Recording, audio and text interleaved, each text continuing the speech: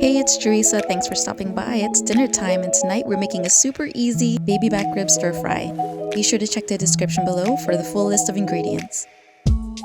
Let's start off by warming our pan over medium-high heat with 2 to 3 tablespoons of cooking oil. I used olive oil here, but of course, use what you have on hand. For the meat, I had 7 pork ribs cut in half. You're going to place the meat side down, cook that until it's brown, then you're going to flip it over and make sure the rest is evenly cooked. When the meat is done, you're going to remove the meat from the pan and put that aside. Be sure to leave about 2 tablespoons of cooking oil, because next we're going to toss in our minced garlic. You're going to cook the garlic until you can smell the aroma of the garlic and it's a little bit softer. Avoid cooking it till it's fried and crispy, because for this recipe we don't need the bitter garlic taste. Next, add your ribs back into the pan, and we are going to use 1 to 2 tablespoons of HoisON sauce.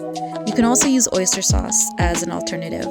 Give that a good stir, make sure everything is evenly coated. Next, we'll add about 2 or more tablespoons of honey. You can tell I eyeballed it here, so I added a little bit extra.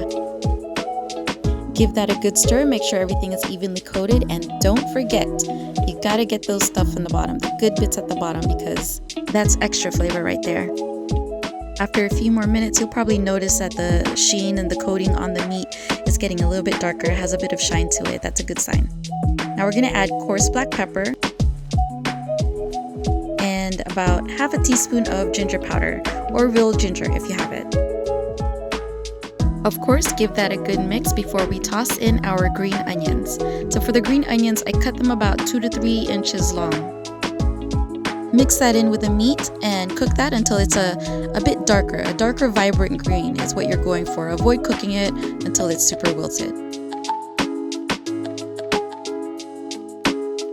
After a few more minutes of cooking, your meat should look something like this. That means you are good to go. Make sure to serve that hot over steamed rice maybe, or even with your favorite side dish. I really hope you guys enjoyed this recipe, and if you want to see more stuff like this, let me know in the comments. And of course, don't forget to like, share, and subscribe. Till next time, bye!